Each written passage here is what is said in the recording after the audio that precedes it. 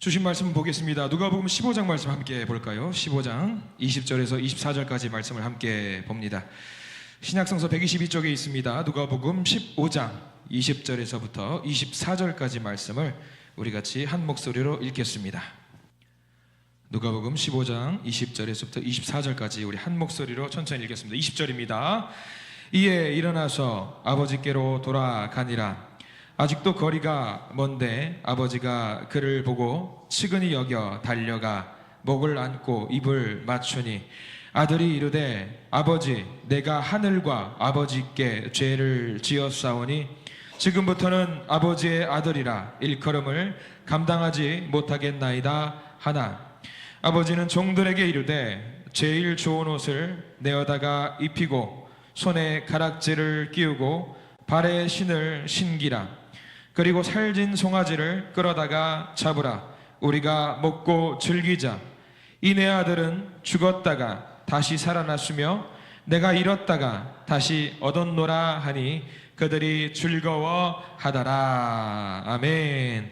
이 시간 말씀 가운데 크신 은혜가 있길 간절히 소망합니다. 우리 가슴에 손을 얹으시고 따라서 할까요? 하나님의 은혜가 지금 저에게 임하기를 기도합니다. 우리 옆 사람 축복하면서 하나님의 은혜가 지금 여러분에게 임하기를 기도합니다. 아멘. 하나님의 은혜가 넘치게 간절히 소망합니다. 이번 주는 설날이 있습니다. 특별히 많은 복을 누리시기 바랍니다.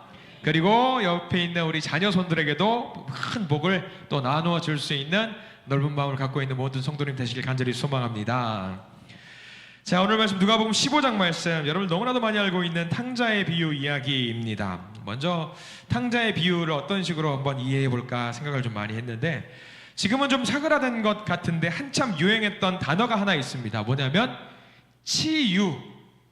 치유라는 단어가 한때 많이 유행을 했습니다. 그러니까 영어로 말하면 여러분들 힐링이라는 단어 아시죠? 힐링이라는 단어가 그래요. 그래서 뭐 한 산업으로도 힐링 산업, 뭐 힐링 푸드, 뭐 힐링 여행, 뭐 힐링 댄스, 힐링 스포츠 뭐 이래가지고 힐링자를 붙여가지고 많은 그 단어가 확대된 적이 있습니다. 매일의 삶 속에서 그런 힐링을 원한다라는 거죠. 치료받고 싶고 치유받고 싶다라는 거예요. 근데 저는 이제 개인적으로 우리 크리스천들, 우리 한신교회 성도님께 감사한 거는 매일 그 치유의 과정이 하루의 일과 중에 꼭 껴있다라는 것에 감사한 마음을 듭니다. 새벽 예배라든가 각자 하시고 있는 어떤 기도의 자리, 예배의 자리들이 있을 거예요. 그 자리가 무슨 자리냐면 곧 치유의 자리, 힐링의 자리거든요. 이 시간, 이 오후 예배 시간도 마찬가지입니다. 힐링의 자리가 맞을 줄 믿습니다. 치유의 자리가 맞을 줄 믿어요. 여러분 이 예배를 통해서 치유 받으셔야 됩니다. 말씀을 통해서 하나님 나를 얼마나 사랑하시는지 느끼시고 치유 받으시길 간절히 소망합니다. 예전에 중고등부 수련회를 가면은 마지막 날 밤에 꼭 캠프파이어를 하잖아요. 그때 생각을 잠깐 해보면은 불을 지피고 레크레이션도 하고 막 즐겨요. 신나가지고 막 둥글게 그것도 하고 참 유치하네요. 둥글게 그 막 했어요. 막 하고 나서 막 이제 불이 이제 지피오르는 불 막 석유도 끼얹어가면서 막 불이 지피오르는데 그것들이 좀 어느 정도 잠잠해지면은 분위기가 좀 어떻게 되냐면 막 흥겨웠던 그 마음도 어느 정도 이제 그 딱 가라앉으면서 어떤 마음이 생기냐면 이제 어떤 사람들은 안에 들어가서 자요. 어떤 사람들은 또 그 모닥불 주변에 모여서 뭘 하냐면 뭘 하죠? 연애를 하더라고요. 이 사람들이 연애를. 참 이게 캠프파이어 가서 은혜를 받아야지 연애를 하고 있어. 아무튼 모여가지고 또 이제 꼭 거기서는 기타 치는 오빠가 있어. 기타 치는 오빠가 꼭 기타를 갖고 와요. 그래서 그때부터 뭐 하죠? 뭐 노래 보는 너는 개똥볼래 이제 하는 거예요. 이제 읽어보면 저도 이게 참 이게 그런 것들이 추억들이 있습니다. 그런 노래를 부르다가 제 기억으로 참 인상 깊었던 것은 그렇게 막 뭐 수건 돌리기도 뭐 아무튼 다 좋아요 하다가 이제 그것도 진정이 되면 뭘 하냐면 그 기타 치는 오빠가 공교롭게 항상 그 찬송을 마무리를 했던 것 같아요. 막 그 복음성가 같은 거 막 그런 것들 찬양을 하다 보면은 이제 또 3, 4, 5에 모여가지고 선생님들도 그때는 모여가지고 누가 시킨 것도 아니고 전도사님이나 목사님이 계신 것도 아닌데 모여서 뭘 하냐면 간단한 찬양 집회 시간이 펼쳐져요. 기타 하나를 가지고. 그러면서 막 시키지도 않았는데 서로 화음도 넣어가면서 막 혼자 감흥에 젖어가지고 모닥불에서 막 찬양 부르다 보면은 그 마음속에 막 울컥한 게 누구 한 명이 울컥해가지고 눈물을 쏟잖아요. 그럼 무슨 일이 발생되냐면 다 울어요. 다 그냥 죄다 울어요. 예. 저는 이제 그때 어떤 성령이 임재하는 느낌을 통해서 어떤 사람은 또 방언을 막 하기도 하고 기도를 하면서 많은 사람들이 그 캠프파이어를 통해서 마지막 시간에 힐링, 그러니까 치유되는 어떤 마음의 감동을 얻어서 다시 세상 속으로 가서 세상의 일을 하는 경우들이 많이 있었어요. 뭐 제가 여쭤보면 그럴 수도 있을 거예요. 여러분들도 아마 캠프파이어라든가 그런 교회 행사를 통해서 은혜 받거나 어떤 마음의 치유가 된 경험들이 한 번씩은 있을 것 같습니다. 저는 개인적으로 이 예배의 자리가 그런 힐링의 자리가 되기를 간절히 소망합니다. 힐링을 얻어가세요. 주님이 주시는 그 만지심과 내 가슴을 살짝 터치하시는 그거를 통해서 하나님이 나를 너무나도 사랑하시는구나라고 하는 것을 느끼시는 소중한 시간들이 갑자기 되기를 간절히 원합니다. 내 마음을 만지시는 그런 하나님의 임재, 오늘 이야기가 탕자의 비유로서 아마 굉장한 우리에게는 힐링을 주는, 치유를 주는 어떤 사건으로 여러분들을 이해하고 있습니다. 많은 사람들은 탕자의 비유를 하니까 누구에 대한 이야기입니까? 집중을 누구한테 하죠? 탕자 하니까 자가 뭐예요? 아들 자자잖아요. 그러면 우리는 관심을 누구한테 두냐면 도망갔던 둘째 아들에게 늘 관심을 갖는 경우가 있습니다. 교회 학교에서도 이 탕자의 비유는 굉장히 많이 이야기가 돼요. 왜? 이 탕자의 비유를 이야기하면은 아들들한테, 자녀들한테 써먹기 딱 좋은 말이거든요. 뭐냐면 가출하면 개고생이야. 가출하면 고생이야. 나가지 마. 집 나가면 고생이니까 나가지 마. 부모님께 순종해. 딱 적당한 이야기잖아요. 그래서 탕자의 비유.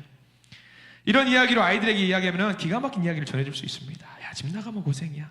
이 탕자의 비유를 저희 큰아들한테 이야기하면 뼈저리게 느껴요. 뼈저리게. 왜냐면 저희 큰아들은 지금 대전에 따로 살고 있으니까 기숙사에 살다가 지금은 방학이라서 자취를 한단 말이에요. 잠깐 내려와 있긴 하지만 자취할 때는 아이들은 어때요? 집 나가면 얼마나 행복할 것 같아요. 나가서 내 마음대로 뭐도 할 수 있고 내 마음대로 뭐 할 수 있을 것 같아요. 그러다 보면 쌓여가는 설거지, 빨래, 이걸 자기가 해야 된다고 생각하니까 깝깝한 거예요, 아들들은. 그래서 그때 알게 된 거죠. 저희 아들 같은 경우는 집 나가면 고생이구나라는 것을 일찍 깨달은 경우죠. 맞습니다. 그래서 탕자의 비유, 나가면 고생한다라는 이야기를 많이 합니다. 이 이야기, 탕자의 비유는 주인공이 아들일 경우에 우리는 많이 그렇게 들었잖아요. 근데 요즘은 좀 주인공을 바꾸는 작업들을 좀 합니다. 주인공을 누구로 바꿀까요? 아빠가 있고 큰아들이 있고 작은아들이 있어요. 요즘은 작업을 누구에게 주인공을 맞춘다? 요즘은 추세가 아버지에게 맞춥니다. 아버지에게. 그래서 그런 책도 있어요. 탕부의 비유라는 이야기도 있을 정도로 아버지에게 관심을 맞추는 경향이 있습니다. 왜 아버지에게 관심을 맞출까요? 왜? 집 나가면 고생이가 그게 아니라 아버지의 마음을 우리가 헤아려야 될 것 같다. 아버지는 어떤 마음으로 있었는지 우리가 좀 헤아려 볼 필요가 있기 때문에 아버지에게 관심을 맞추는 경향이 있습니다. 자, 너무 좀 뻔하지만 한번 이야기를 한번 해볼게요. 탕자의 비유라고 했을 때 우리 12절 말씀을 한번 볼게요. 성경 말씀 15장 12절 말씀을 천천히 같이 한번 읽어보겠습니다. 시작. 그 둘째가 아버지에게 말하되 아버지여 재산 중에서 내게 돌아올 분깃을 내게 주소서 하는지라. 아버지가 그 살림을 각각 나눠 주었더니. 유대인들에게 가장 중요한 것, 아버지의 권위는 어디에 있었냐면 재산에 있었어요. 재산에 있었습니다. 그게 복이라고 생각을 했습니다. 아버지가 살아있을 때 자녀들에게 재산을 주는 경우가 있을까요, 없을까요? 거의 없어요. 유대인들에게 있을 수가 없어요. 주는 경우 딱 두 가지입니다. 첫 번째는 아버지가 병들어서 의식이 없을 때, 그게 첫 번째고, 두 번째는 아버지가 나이 들어서 죽게 되었을 때에 이 재산을 물려주는 경우가 일반적이에요. 근데 여기서 보십시오. 우리는 아버지에게 관심을 둔다라고 했습니다. 아버지가 심각한 병이 들었나요? 아닙니다. 건강하십니다. 그리고 아버지가 죽기 직전인가요? 아닙니다. 그럼 재산을 물려줄 필요가 있습니까, 없습니까? 없습니다. 물려줄 필요가 없습니다. 그러면 아버지에게 내게 돌아올 분깃, 재산을 달라고 하는 것은 어떤 행위냐? 굉장히 불효막심한 행동인 겁니다. 마치 아버지 왜 빨리 안 돌아가세요? 내 재산 주세요 라고 하는 것과 맥을 같이 하는 도전이에요. 불효입니다. 이런 불효가 없어요. 이기적인 둘째 아들입니다. 굉장히 이기적입니다. 이 둘째 아들은 며칠 되지 않아서 그 돈을 가지고 멀리 떠나 버립니다. 아버지의 마음은 안중에도 없어요. 돈 쓸 생각에 신나 있습니다. 놀 생각만 하고 있는 겁니다. 평생을 번 돈, 이 돈 쓰는 것은 정말 쉬운 것 같습니다. 평생 아버지가 모았던 재산일 텐데 이것을 쓰는데 걸리는 시간은 성경으로 보면은요 딱 한 절만 표현되어 있습니다. 13절 보실까요? 얼마나 많이 썼는지 13절 말씀 읽어보겠습니다. 시작.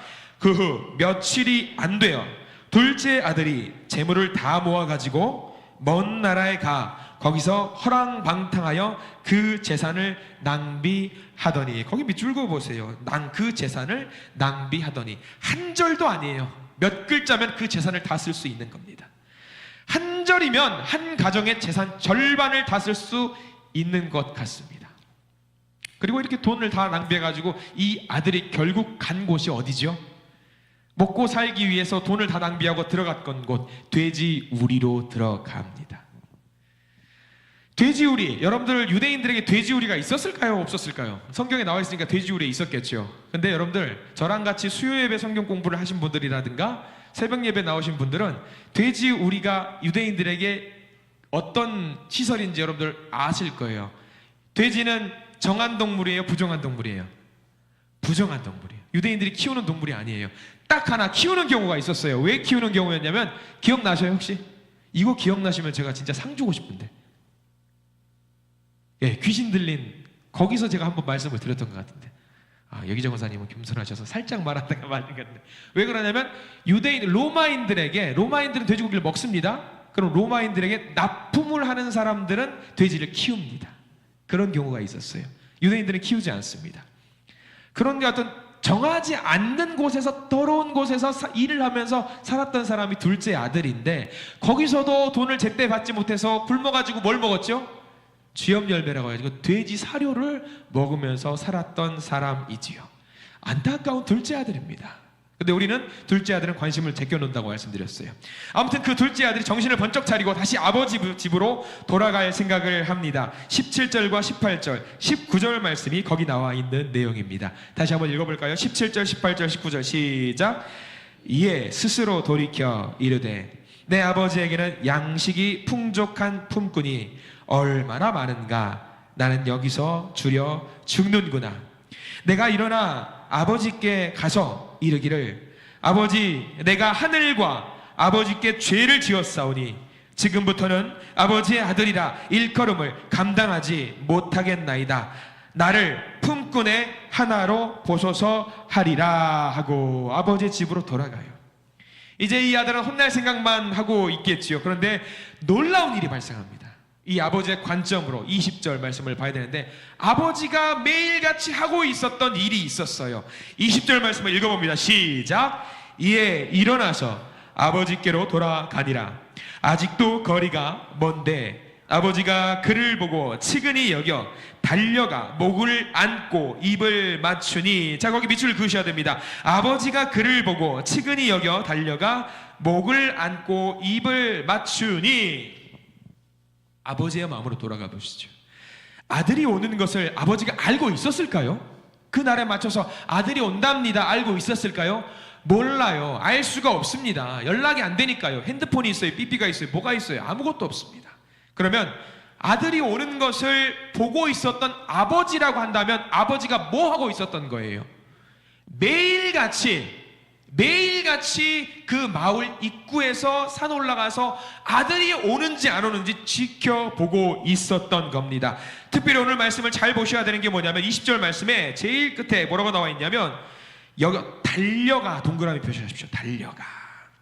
당시 유대 문화를 보면요, 건장한 아들을 둔 아버지, 나이가 50세에서 60세는 좋게 되었겠죠. 그 어른이, 나이든 어른이 뛰는 것은 불가능합니다. 뛰는 것은 불경하다고 생각을 했기 때문에 뛰지 않아요. 왜 뛰었을까요? 아들 보고 싶어서? 아니면 회초리 들고 가서 한번 너 이놈의 녀석아, 그러려고? 아니에요. 우리는 성경을 보면서 아들에게 집중할 필요가 없습니다. 지금은요, 아버지에게 보셔야 됩니다. 아들은요, 아버지만을 버리고 떠난 것이 아니에요. 재산을 다 가지고 떠났다라는 것은 뭘 말하냐면 다시는 내가 고향에 오지를 않겠다라는 것을 말합니다. 그런 아들은 단지 아버지만을 버린 게 아니라 고향에 있는 친구와 어른과 가족과 친지를 다 버리고 떠난 거예요. 그런 아들이 돌아왔어요. 아버지에게 회초리 한 대 맞고 끝날까요? 아닙니다. 동네에 있는 모든 사람들이 그를 벌할 수도 있는 상황이에요. 아버지가 보면 뛰어갔다라는 이야기는 무슨 얘기일까요? 딱 하나입니다. 내 아들이 봉변을 당하면 안 된다고 생각하고 아들을 지키고 싶었던 겁니다. 내 아들을 지켜야 돼. 그래도 그 아들은 양심이 있었던 것 같습니다. 우리가 방금 읽은 19절 말씀에 그렇게 나와 있지요. 저는 품꾼의 하나입니다. 품꾼의 하나로 보소서. 저는 종입니다. 그러나 아버지는 어떻게 바라보고 있어요? 종이 아니다. 너는 내 아들이다. 네 과거가 아무리 복잡하고 허랑방탕하고 잘못을 저지르고 약하고 추한 짓을 했어도 여전히 너는 누구다? 내 아들이다. 내 아들이다. 종이 될 수 없다. 이 둘째 아들의 모습은요, 마치 우리의 모습과 흡사할 때가 있습니다. 나는 안 돼. 나는 틀렸어. 나는 형편없는 인간이야. 나는 되는 게 없어. 이렇게 나를 비하할 때가 많이 있어요. 그렇게 우리가 스스로를 비하하더라도 하나님은요, 아버지 되신 우리 하나님은 우리를 여전히 무엇으로 보냐면 나의 아들로 보시고 나의 딸로 보신다라는 이야기입니다. 세상이 우리를 어떤 고통스럽게 하게 만든다고 할지라도 하나님은 우리를 여전히 안아주시면서 그것을 막아주시는 하나님으로 서 계십니다. 나는 안 돼, 해도 안 돼, 이런 말이 목구멍까지 나오더라도 우리는 꾹꾹 눌러 담아야 됩니다. 왜? 하나님의 착하고 선하고 아름다운 자녀이기 때문입니다. 오히려 우리는 나는 틀렸어, 나는 죽겠네, 아이고 힘들어, 그게 아니라 나는 괜찮아, 하나님이 함께 하시니까 나는 할 수 있어, 이렇게 우리를 스스로 독려해야 합니다. 왜냐하면 하나님께서 우리를 그렇게 보고 계시기 때문입니다.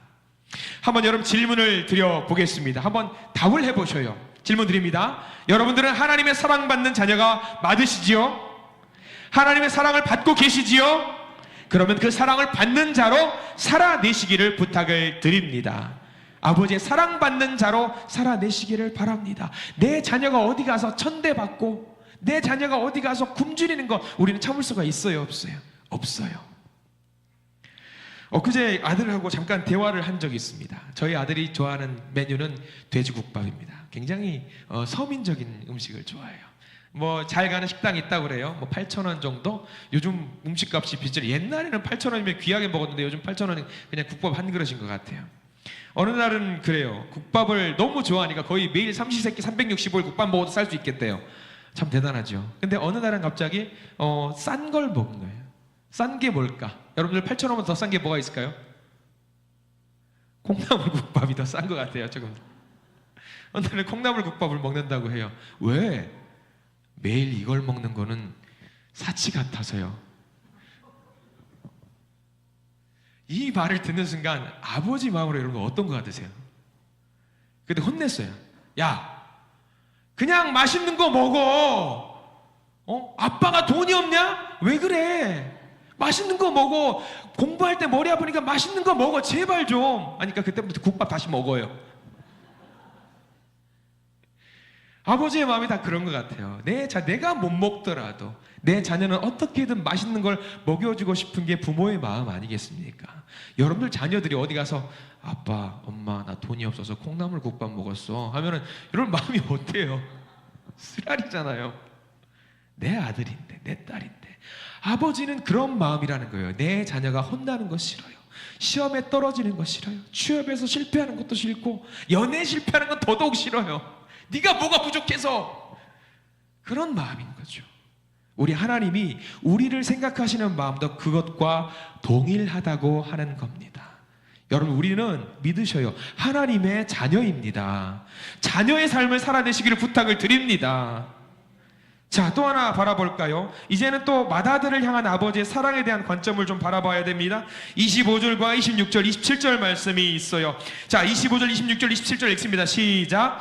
맏아들은 밭에 있다가 돌아와 집에 가까이 왔을 때에 풍악과 춤추는 소리를 듣고 한 종을 불러 이 무슨 일인가 물은데 대답하되 당신의 동생이 돌아왔음에 당신의 아버지가 건강한 그를 다시 맞아들이게 되므로 인하여 살찐 송아지를 잡았나이다 하니라고 나와 있습니다. 맏아들이 돌아왔어요.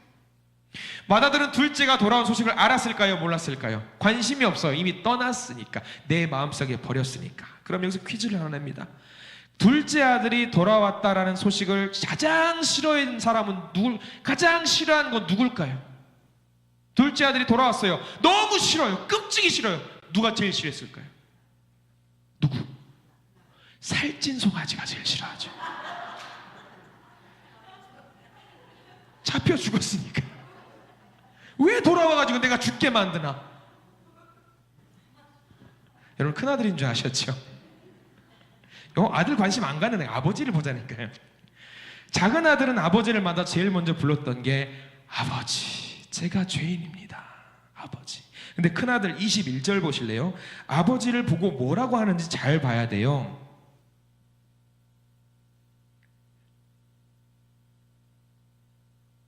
29절이네요. 29절 함께 보겠습니다. 29절. 자, 이 맏아들이 맏아들이 아버지께 대답합니다. 29절 같이 읽습니다. 시작. 아버지께 대답하여 이르되 내가 여러 해 아버지를 섬겨 명을 어김이 없거든. 거기까지 볼게요. 아버지를 만난 큰아들이 아버지를 향해서 뭐라고 말하냐면, 성경에는 우리 번역은 참 잘 돼 있어요. 내가 여러 해 동안 아버지를 섬겼다라고 나와 있는데 원어에는 아버지가 아니에요. 뭐라고 적혔냐면 헬라 원어에는 내가 여러 해 동안 당신을 섬겼거늘이라고 나와 있어요.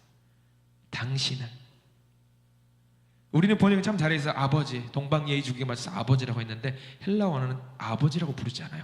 당신을 섬겼다. 아버지를 두고 당신, 이게 말이 됩니까? 아버지를 섬겼다. 자, 얼마나 아픈 일인지 몰라요. 그러면 우리가 아버지는 재산이 있기 때문에 혼내도 됩니다. 쫓아내도 됩니다. 아버지의 권한입니다. 그런데 이 아버지가 어떻게 했는지 잘 봐야 돼요. 우리는 조용하고 얼른 들어와, 지금 잔치야, 분위기 망치지 마, 혼낼 수도 있습니다. 그런데 계속 아버지는 어떻게 하냐면, 미안해, 됐으니까 우리 기분 풀고 들어가자, 자꾸 권합니다. 성경에는 여기 권한다라고 나와 있는데 원어 상황을 그대로 보자면 빌다, 구걸하다라고 있어요. 아버지가 아들에게 구걸하고 있는 거예요. 제발 좀 화내지 말고 들어가자.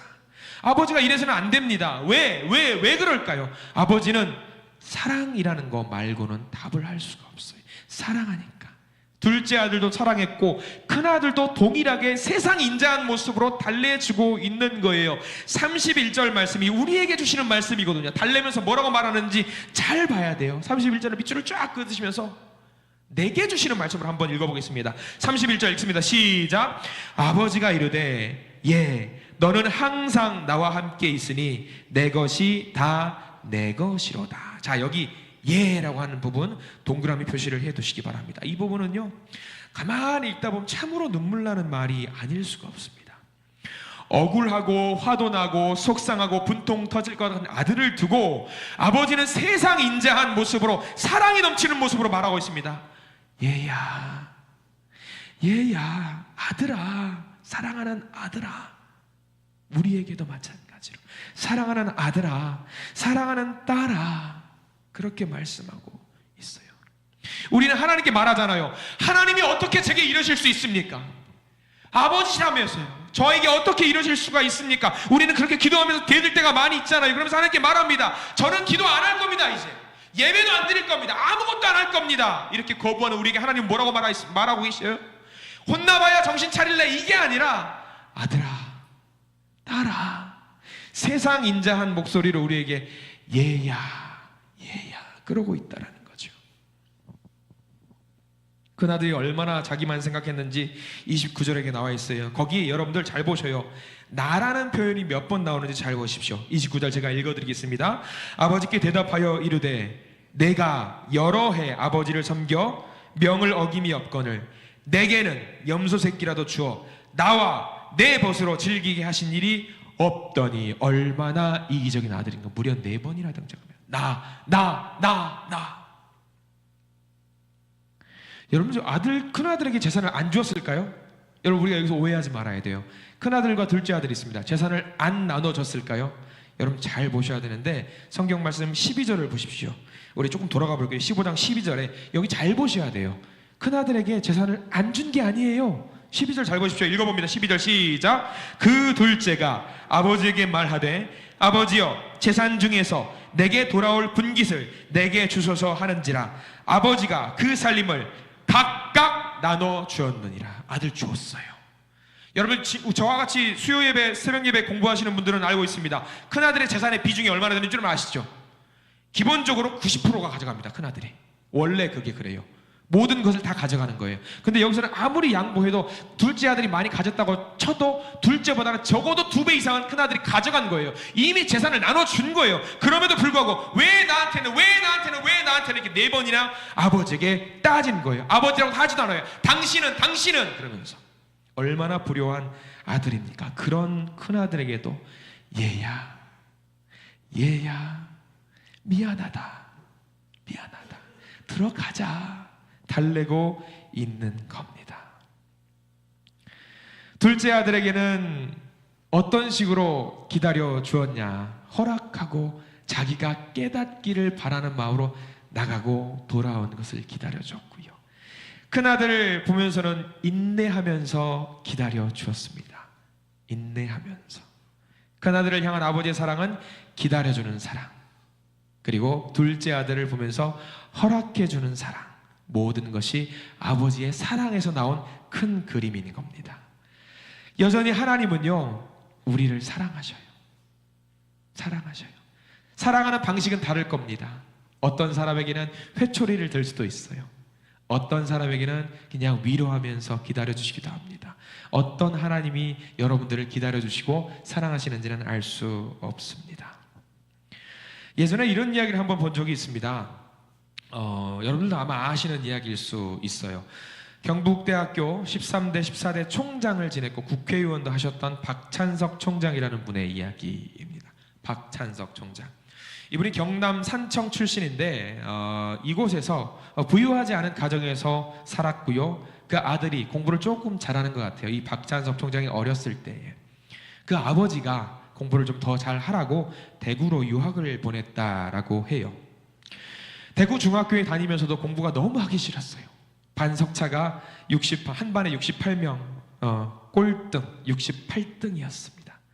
유학을 보냈는데 공부는 잘 관심이 없었던 것 같아요. 부모님은 소장농이었기 때문에 자녀만큼은 교육을 시켜서 좀 잘 살게 만들어줬으면 좋겠다라는 생각이 있었습니다. 근데 성적이 몇 등? 68명 중에서 68등.